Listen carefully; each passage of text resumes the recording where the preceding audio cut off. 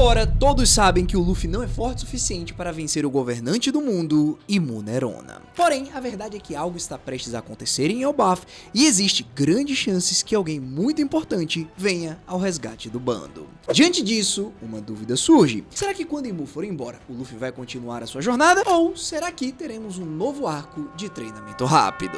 Bom, pra gente entender o tamanho do que precisa acontecer agora, é necessário relembrarmos rapidamente onde a história parou. O Lock já tinha sido derrubado por Imu antes mesmo do Luffy entrar de vez no confronto. Nesse ponto, o Luffy ativou o Gear 5 completo, tentou fazer de tudo, mas nada funcionava. E no fim, acabou atravessado por uma lâmina ligada ao vazio, enquanto Imu declarava com total convicção que aquilo provava que ele nunca poderia ter sido Joy Boy. Enquanto isso, Zoro e Sanji seguem enfrentando os próprios Cavaleiros Sagrados, e o restante da tripulação ainda tenta lidar com a situação da Gunko, que acabou de ser libertada do bloco de gelo. Ou seja, pessoal, o campo de batalha inteiro está partido em várias frentes simultâneas, e nenhuma delas parece suficiente sozinha para decidir esse confronto. E é exatamente nesse cenário de sobrecarga total que abre espaço para uma pergunta bem direta. Quem exatamente tem escala suficiente para entrar nessa guerra e mudar o equilíbrio dela sem depender só da sorte? E é aqui que dois nomes específicos aparecem com mais força do que qualquer outro na cabeça dos fãs. De um lado, o Shanks, e do outro, o Dragon. Vale reparar que essa não é uma pergunta puramente especulativa sobre o poder de luta, é também uma pergunta sobre o tempo. Imu não parece ser alguém que pode ficar parado em Elbaf indefinidamente, e cada minuto que passa sem uma resposta concreta aumenta o risco de que essa invasão termine antes mesmo que o Luffy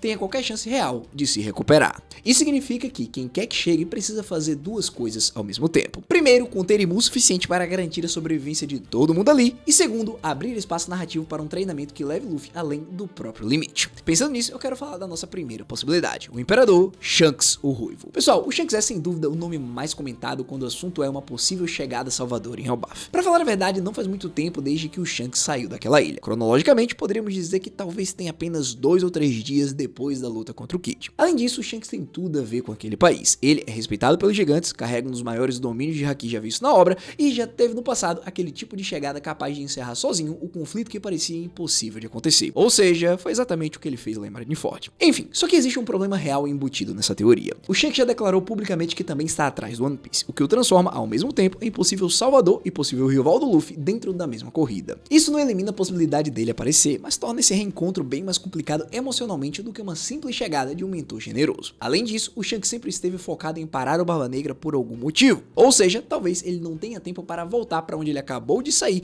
principalmente porque o Teach está prestes a colocar algum outro plano em prática. E é justamente por conta desses conflitos paralelos que a teoria em volta do Dragon ganha força e provavelmente seja a opção mais provável dentro do momento exato que a história está vivendo agora. A verdade é que o Dragon precisa se mover em algum momento, e talvez esse momento seja exatamente agora. O inimigo central dessa saga inteira sempre foi Imu e o governo mundial, e esse sempre foi, historicamente dentro da própria obra, o campo de batalha específico do exército revolucionário. Se o Luffy caiu diante de Imu, o Dragon é exatamente a peça que carrega a escala suficiente para impedir que essa queda termine da pior forma possível. Fora que, se a gente parar pra pensar, existe um ponto bem importante. Enquanto o exército revolucionário invadia Marijoa, o Sabo viu que alguém sentava no trono vazio e que os 5 anciões se curvavam para essa pessoa. Diante disso, a gente viu que o Dragon ficou sabendo da existência de Imu quando o Sabo retornou e entregou o relatório da missão. Isso significa que a posição do Dragon agora muda um pouco. Ele não está apenas lutando contra uma entidade que tem várias ramificações pelo mundo. Ele está lutando contra um ser que comanda tudo e todos. Ou seja, existe uma grande chance do Dragon tentar as suas chances contra o governante supremo. Além disso, existe ainda um paralelo emocional que reforça tudo isso que comentamos com ainda mais força. O Dragon já foi mostrado durante o próprio flashback do incidente de God Valley, salvando jovens em perigo no meio de um conflito extremamente violento. Repetir esse mesmo gesto agora, só que especificamente pelo próprio filho,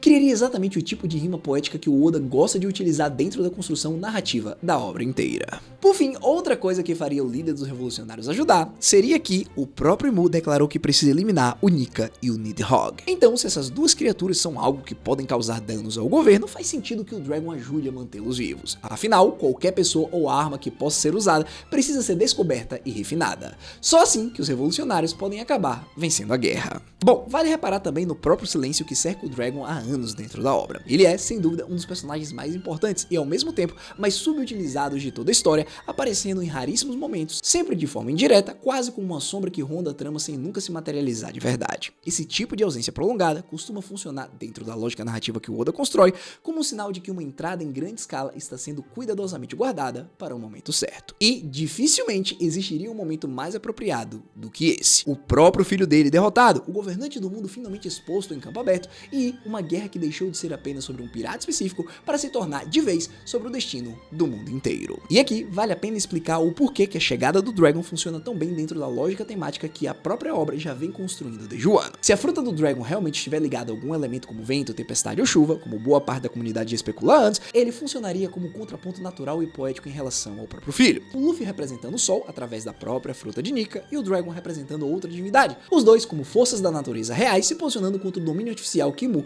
tenta impor sobre o mundo inteiro. Além disso, essa união carrega um peso político que nenhuma outra chegada oferece da mesma forma. O Shanks representaria principalmente a força militar e o prestígio pessoal. Já o Dragon representaria a própria ideologia da revolução, colocando o corpo em campo pela primeira vez de forma direta contra o topo absoluto do governo mundial. Ou seja, essa não seria apenas uma cena de resgate, seria um instante em que a guerra particular do Luffy contra Mu se funde de vez com a guerra maior que os revolucionários vêm travando havia décadas em silêncio. É o encontro entre a liberdade individual e a revolução coletiva acontecendo literalmente no mesmo campo de batalha, no mesmo momento, pela primeira vez na história inteira. Galera, a verdade é que esse contexto mudaria tudo na Ilha dos Gigantes, porque a partir do momento em que o Dragon entrar em cena, Elbaf deixaria de ser apenas um campo de batalha e passaria a funcionar também como o ponto de partida do último grande treinamento da obra. Isso porque a presença dele não resolveria só o problema imediato de tirar o Luffy da linha de risco. Ele abriria espaço para um tipo de treinamento e instrução que nenhum outro personagem disponível até agora conseguiria oferecer. E eu estou falando de uma leitura política real da guerra final, conhecimento direto sobre a estrutura interna do governo mundial, informações estratégicas específicas sobre o próprio Mu e o tipo de experiência que só quem já enfrentou esse sistema por décadas inteiras poderia transmitir. Esse treinamento não precisaria ser só sobre técnicas de combate, poderia envolver pela primeira vez na jornada do Luffy uma educação política real, entender como o próprio governo mundial se sustenta, entender contra o que exatamente ele está lutando além da figura isolada de Mu e entender como transformar a própria liberdade individual, que sempre definiu ele como pirata, em algo capaz de conectar com uma causa maior sem perder a própria essência no processo. Também dentro desse treinamento existe um ponto que continua urgente e que essa chegada específica poderia ajudar a resolver. O haki do Luffy ainda precisa crescer bastante para chegar perto do nível que Joy Boy demonstrava. A própria comparação feita no final de Egghead entre o haki do Joy Boy e o haki do Shanks já mostrou que aquele antigo guerreiro operava numa escala praticamente absurda de poder. Pessoal, é verdade que o Luffy já possui todos os hakis em sua forma avançada, mas ainda falta a experiência de utilizar isso em combate. É necessário que o Chapéu de Palha consiga exercer uma pressão tão forte que desestabilize o poder de Imo. Obviamente isso não é algo que se aprenda da noite para o dia, mas cada dia a motivação do Luffy se intensifica, o seu desejo se torna mais forte, e isso também contribui para que ele reúna uma massa de haki forte o suficiente no futuro. E é justamente aqui que o Dragon, ou até os próprios revolucionários reunidos ao redor dele, poderiam oferecer algo diferente do que qualquer mestre anterior já ofereceu. Não apenas técnicas isoladas, mas contexto real da guerra, o tipo de ambiente de pressão constante que foge o haki muito mais rápido do que qualquer treino tranquilo em uma ilha isolada. Eu imagino que um haki nascido dentro de uma guerra de verdade tende a carregar um peso diferente daquele nascido apenas de duelos isolados. Por fim, existe ainda uma lacuna de conhecimento que nenhum aliado próximo do Luffy consegue preencher até agora, e talvez nem mesmo o Dragon consiga preencher sozinho. Eu estou falando de entender de verdade a diferença entre Nika, Joy Boy e o próprio Luffy, e descobrir se a sua fruta realmente guarda memórias antigas ou apenas vontade pura, sem lembranças nenhuma associada. Parando para pensar nisso, a gente pode imaginar que o Loki, mesmo sem ensinar técnica nenhuma, poderia contribuir bastante nessa frente específica, já que ele idolatrava a figura de Nika desde criança e carrega, dentro da própria cultura de Elbaf, histórias e mitos antigos sobre esse mesmo deus que o Luffy provavelmente nunca levou a sério até agora. Galera, esse tipo de conhecimento importa porque, sem entender exatamente o que o Joy Boy fazia de diferente, o Luffy corre o risco de continuar repetindo o mesmo padrão de combate, mesmo depois de qualquer evolução física ou espiritual. Afinal, não adianta nada só ficar mais forte se ele continuar utilizando a força do mesmo jeito improvisado de sempre. Parte desse treinamento precisa ser menos sobre músculo e mais sobre compreensão histórica. Ou seja, o que o Nika realmente representava antes de virar uma lenda e que tipo de técnicas específicas o Joy Boy utilizava naquela época que hoje talvez estejam completamente esquecidas. Dito isso, outro ponto que precisa entrar nesse treinamento é encontrar alguma forma real de resistir ao próprio vazio que a arma de Imo representa, já que ela demonstrou a capacidade de drenar vida e anular esforço de um jeito que nenhum inimigo anterior havia feito, a não ser o Barba Negra, que consegue anular os poderes poderes de Aqua no Mi, mas eu imagino que sejam coisas diferentes. Enfim, isso pode envolver descobrir se a luz, o sol ou até mesmo o próprio Haki concentrado conseguem anular parcialmente esse tipo de efeito, funcionando quase como um antídoto natural contra aquele tipo específico de poder. Além disso, talvez Nika ou o próprio Joy Boy tenha utilizado algum tipo de arma específica além do próprio corpo, algo como uma lança, um escudo ou até um bastão no estilo do lendário Rei Macaco. Se esse tipo de artefato antigo realmente existir, guardado pelo Shanks, por Elbaf ou por algum outro povo antigo espalhado pelo mundo, ele poderia se tornar parte central desse treinamento, funcionando como uma ferramenta capaz de completar a própria fruta de um jeito que o Luffy nunca precisou considerar até agora. Faz sentido, inclusive, que esse tipo de artefato apareça justamente através de Elbaf, considerando que os próprios gigantes carregam uma relação histórica antiga com armas lendárias e com a figura de Nika dentro da própria mitologia deles. Se existir mesmo uma arma esquecida ligada ao Deus do Sol, guardada há séculos como relíquia sagrada, a chegada do Dragon poderia coincidir justamente com o momento em que essa peça esquecida volta à superfície, unindo, numa única cena, o retorno do pai, o despertar de um artefato antigo e o início de um treinamento que finalmente trataria a fruta do Luffy como algo maior do que apenas uma transformação de combate. Além de que, não podemos esquecer que o Sabo precisa se juntar ao Luffy para passar a última mensagem que o Rei Cobra deixou para ele e para Vivi. Talvez o momento da reunião esteja mais próximo do que nunca. Bom pessoal, outra coisa que é interessante da gente observar é o conjunto inteiro, ou seja, não só o Luffy e sim todos os chapéus de palha. Se o Dragon realmente chegar acompanhado de parte do próprio exército revolucionário, esse treinamento não precisaria se limitar apenas ao protagonista. Por exemplo, a Robin poderia se aprofundar ainda mais na história real dos Poneglyphs através do acesso privilegiado que os revolucionários têm a esse tipo de informação. Porque assim, ela treinou junto deles durante o time skip, ela conhece todo mundo, só que agora ela já passou alguns meses longe desse grupo. Isso significa que o Dragon deve ter mais informações, principalmente relacionadas à história, que poderia levar para ela, e assim